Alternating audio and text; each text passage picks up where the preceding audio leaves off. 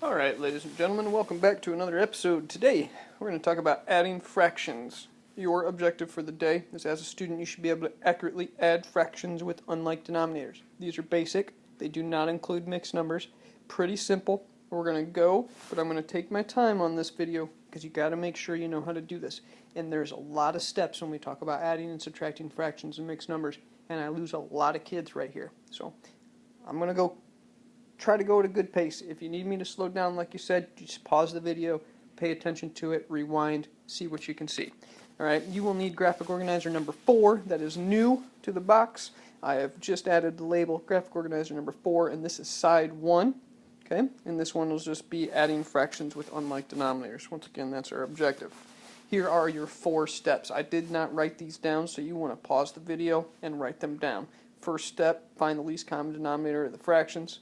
Then rename the fractions using the least common denominator. Then you will add the numerators. The denominator will stay the same because you did all the work to get to it. And then you will need to simplify or convert to mixed numbers. There is no easy trick. There is no pre-simplifying. So you will need to simplify or convert.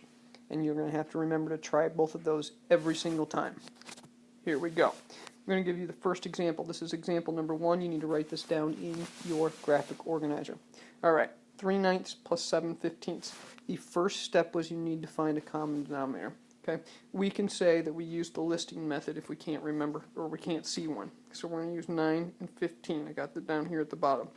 9, 18, 27, 36, 45. I'm going to stop there because 15 has a 5 and that 45 has a 5, so I might be done. 15, 30, 45, and look at that, it was correct. 45 is our common denominator.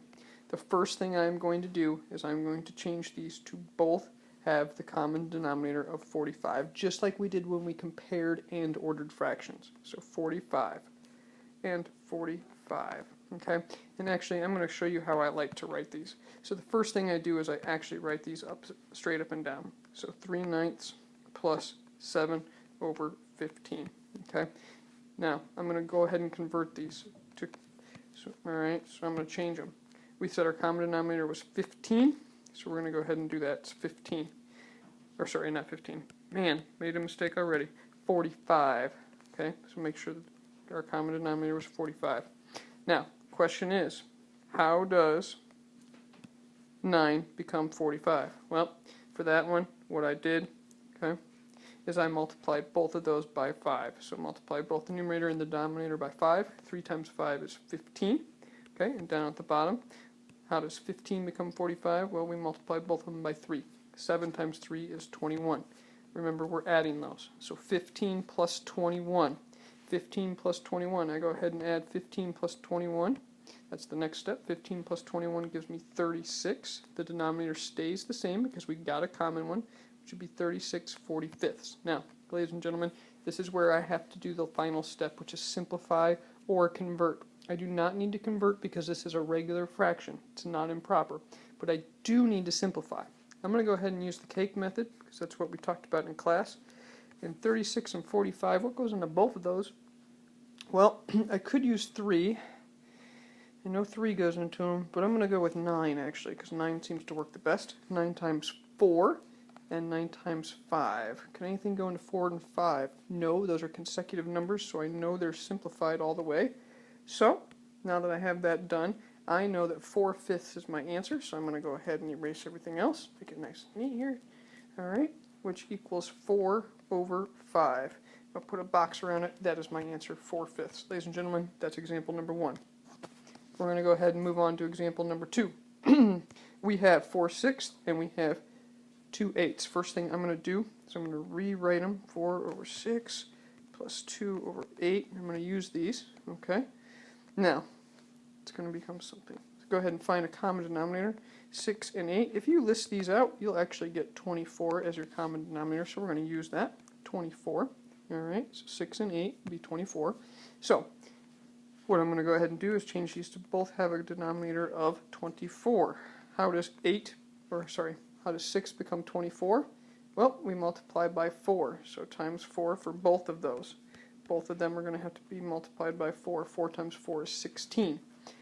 How does 8 become 24? Well, you go ahead and multiply by 3. So we're going to multiply both of those by 3, and 2 times 3 would give us 6. Okay, we have 16 24ths and 6 24ths. Remember, we're adding them together. 16 plus 6 gives us 22 over 24. 22 over 24, not an improper fraction, but does need to be simplified. Go ahead and put it in the cake. And I'm sorry, 22 over 24. Go ahead in the cake.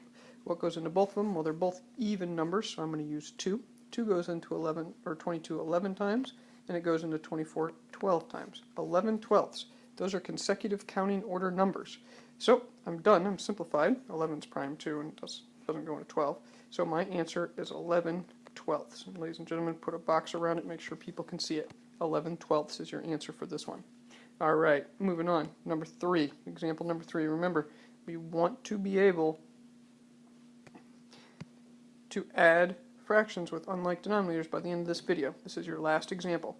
Okay, this one we have 5/8. And we're going to go ahead and write it straight up and down, plus 3/4. We need to come up with a common denominator, and actually, this one's really easy. It's 8. So this one's already 8, so 5/8 equals 5/8. We don't have to multiply anything. But 3/4 needs to become something over 8. How does 4 become 8? Well, we multiply by 2. If we do it to the bottom, golden rule says we must also do it to the top. 3 times 2 is 6. So right now we have 5/8 plus 6/8, and 5 plus 6, well, that gives me 11 over 8. And if you look at this one in particular is an improper fraction. So how do we get rid of improper fractions? Well, we actually divide. 11 goes inside the box, and we divide it by 8. 8 goes into 11 one time. We subtract, we get 3 left over, nothing to bring down, so that 3 becomes my numerator, which is going to equal 1 and 3 over 8, and that is your final answer. So 1 and 3/8.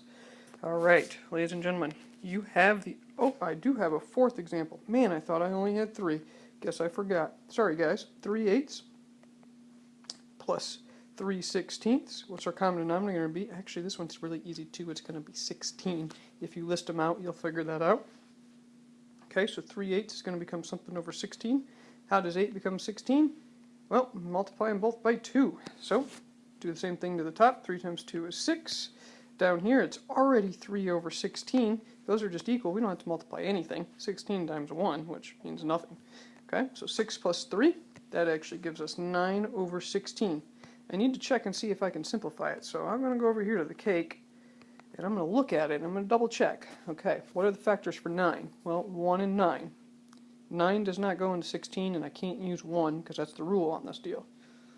What about the other thing that for 9 is 3? Does 3 go into 16? Nope. I guess I don't need to do this. It's already simplified. 9/16 is done. Ladies and gentlemen, that's example number 4. Now, I thought you were ready earlier. Now is the time for you to do some independent practice.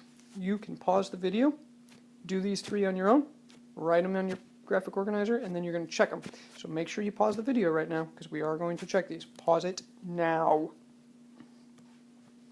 Alright guys, I'm back. I'm going to go ahead and give you the answer really quickly. We've got 7/8 plus 2/4. If you did this correctly, you would have lined them up. Our common denominator was 8, so it should have been 7/8. And 4/8, because you would have multiplied by 2. Alright, 7/8 plus 4/8 would give you 11/8, which we had this problem earlier. 11/8, what's the issue with it? It needs to be divided, and that would have given you, I'm going to go ahead and put it up here, 1 and 3. Sorry, that looks bad. 1 and 3/8. That's your answer. Moving on to the next one. This one, we have 7 over 11 plus 15 over 55. Our common denominator actually is 55, so that's going to stay the same. And the top one is going to be something over 55. How does 11 become 55? You should have multiplied by 5 and gotten 35. 35 plus 15, that's actually 50. So you would have gotten 50 over 55, which that just looks like it needs to be simplified. If you would have put it in your cake, you would have gotten actually 10/11ths. So your answer should have been, oops, not 16, should have been 10 over 11. That was your answer for that one. All right, last one. I'm going to go ahead and do that one. 11/20ths plus 15/40ths. Your common denominator was 40. Okay, so that makes that one a little bit easier. Go ahead and multiply across. It would have been 22/40ths. and 15/40. You would have added those together. You would have gotten 37 over 40. And ladies and gentlemen, 37 over 40, you might have tried. It does not simplify. So, on that note, that's your answer, 37/40. Okay, those are your three. Hopefully you got all three of them correct. If you need some help before you do your exit ticket, come see Mr. Williams right now. He's always available, ready for you. All right. Now, on that note, you have an exit ticket. Remember, you're going to turn in this graphic organizer. This is where you're getting your points. Here is your exit ticket. We have three problems. 12 over 30 is number one. Oops, sorry. Number one. This one's number two. And this one is number three. Please pause the video, finish these three, then you're going to get working on your next worksheet. Ladies and gentlemen, good luck. Have a great day. I'm out. Sorry for all the mistakes. See ya.